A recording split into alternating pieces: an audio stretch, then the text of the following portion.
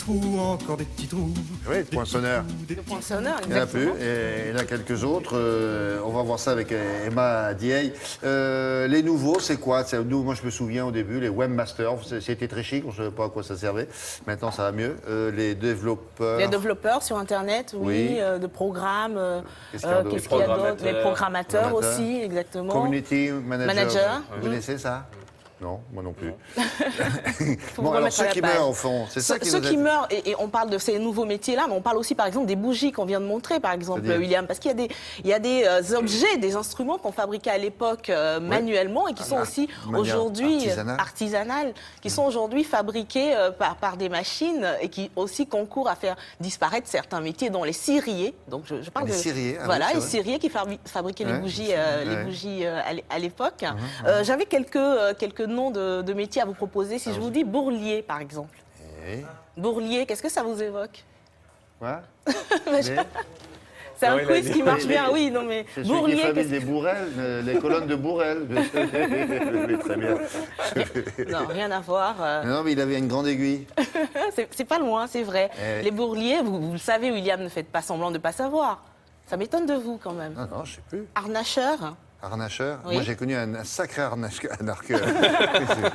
Alors, les bourliers, les harnacheurs s'occupaient des harnachements, Chevaux. des chevaux, voilà, Eh bien oui. sûr, exactement. Il y avait aussi, il reparaient aussi les sommiers, les matelas. Aujourd'hui, Bien on jette sûr, les matelas, bien on jette sûr. les sommiers quand ils ne nous Et servent bourrer plus. le matelas. avec- Exactement. Et il y avait aussi le charbonnier. Le charbonnier a évolué, on va dire, parce qu'à l'époque, le charbonnier se déplaçait avec sa cabane dans la forêt pour donc faire du bois, pour faire du charbon avec le bois. Aujourd'hui, donc le charbonnier, il rapporte le bois Bon. chez soi. Par exemple. Alors Il y a- là, on s'est intéressé à ça, À ça, oui. parce qu'il y avait le salon de l'étudiant, puis on a Aussi. demandé à notre cousine de l'INA, est-ce que vous avez des images qui parlent de ces métiers que Emma vient de vous citer? La réponse est oui. Voilà les images d'époque, s'il vous plaît. Exactement, étonnant. Je vous propose de regarder les métiers d'autrefois.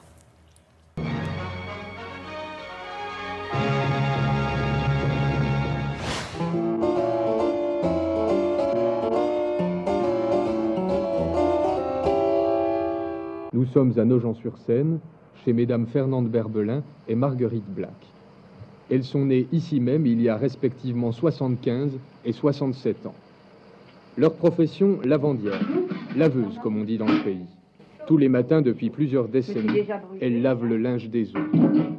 Le lavoir actuel, ancré sur la Seine, est le troisième. Le premier a brûlé et le second a coulé. Patience, effort, création personnelle, ce sont là les vertus qui ont fait depuis des siècles la force de l'artisanat français. C'est en se penchant vers ces vieux métiers où l'homme n'est pas une machine que nous pourrons retrouver, même dans les activités les plus modernes, la vraie tradition du devoir bien fait. Les charrettes disparaissent, les dernières campagnes françaises, et ce sont des harnais de labour qui sont encore faits. Mais eux aussi sont tués par les tracteurs, et je pense que le métier de bourrelier, comme celui de harnacheur, est plus ou moins condamné.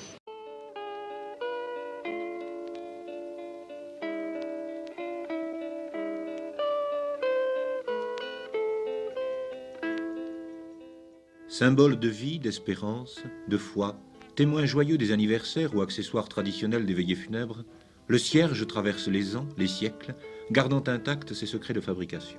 C'est un métier malgré tout peu connu et les jeunes, quoiqu'aimant bien venir visiter les ateliers si intéressants, ne se penchent pas de ce côté. Ma chandelle est morte, je n'ai plus de feu. Ouvre-moi ta porte pour l'amour de Dieu. Depuis 13 siècles, les cloches ont été si intimement mêlées aux grands moments de la vie des hommes qu'elles ont le rare privilège de se voir conférer le baptême. Et un destin étrange les fait souvent finir au lieu même où elles sont nées. Les fonderies de cloches ont presque toutes disparu.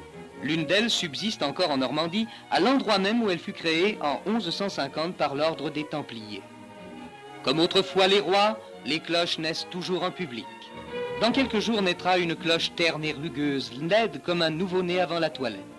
Mais demain, dans la nuit de Noël, sa voix sera pure, joyeuse, lorsque sonneront les 12 coups de minuit.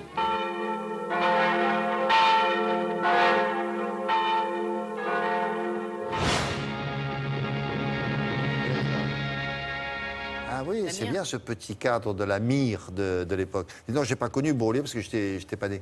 C'est pour ça que Oui, bien j'ai sûr. beaucoup insisté. Merci beaucoup, Emma. Un petit mot, ce mot qui a raison. Un petit mot. À 9h25, notez bien cette heure-là. Vous allez retrouver C'est un monde, notre rendez-vous du samedi qui vous permet d'aller, c'est marqué là, un peu partout dans le monde. 4 correspondants de France 2 réfléchissent à un même thème. Aujourd'hui, le thème imposé, s'il vous plaît, c'est quels sont les critères de beauté aux 4 coins du monde. Ça n'a rien à voir selon que vous habitez en Amérique du Sud, en Afrique, en Côte d'Ivoire en particulier. Vous connaissez un peu.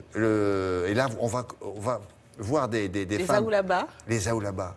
Qu'est-ce que c'est? Ce sont des femmes qui sont très rondes, on va dire. Qui sont rondes et qui représentent un canon de beauté C'est ça, là-bas. en général. Voilà. En cas de- Avec des formes, voilà, on va dire. Ça, terrible.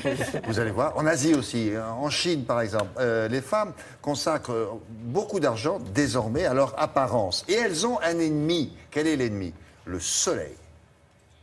S'il y a bien un domaine où la chinoise d'aujourd'hui ne s'occidentalise pas, c'est la couleur de la peau. Un joli bronzage? Non merci. La chinoise bronzée, c'est la paysanne. La citadine va se protéger des rayons du soleil avec une gracieuse ombrelle.